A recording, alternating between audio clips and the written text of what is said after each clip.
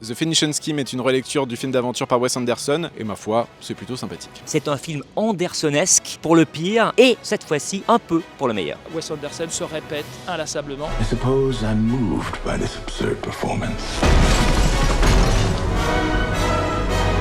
C'est à peu près exactement ce que vous pouvez imaginer d'un film d'aventure façon Wes Anderson, c'est-à-dire tous les petits formats carrés, tout est bien rangé, tout est propre, mais en même temps, il y a une tension qui se crée en fait, qui est liée au fonctionnement du scénario, et finalement ça permet que Wes Anderson ne s'attarde pas sur des millions de petites bizarreries comme d'habitude. Donc ça change un petit peu la formule, tout en restant tout à fait pareil. Honnêtement, j'ai vraiment passé un moment sympathique, tout le casting est vraiment super, Scarlett Johansson, Benedict Cumberbatch, Benicio del Toro, Michael Cera et tous les autres. Voilà, il y a un vrai rythme. On s'amuse. Par rapport aux deux précédents qui étaient des films coraux, celui-là est meilleur parce qu'au moins il y a un personnage principal. Et l'intérêt du film, c'est à la fois ce personnage principal et Benicio del Toro qui fait une prestation absolument incroyable. À partir de là, si vous vous dites, tiens, c'est un film qui renouvelle peut-être ce que fait Wes Anderson, ça n'est pas le cas. Mais au moins, en prenant une histoire principale et en faisant graviter tout autour, ça s'améliore. Alors, il serait facile de dire qu'avec The Phoenician Scheme, Wes Anderson fait du Wes Anderson, parce que faire du Wes Anderson, ça paraît extrêmement compliqué. C'est-à-dire que c'est très sophistiqué, on le sait, mais du coup, l'émotion, elle affleure jamais, parce qu'effectivement, Wes Anderson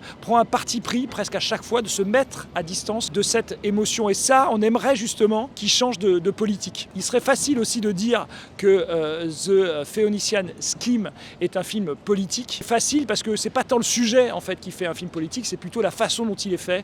Et justement, j'ai l'impression que là, Wes Anderson se répète inlassablement et qu'il devrait lui changer de politique.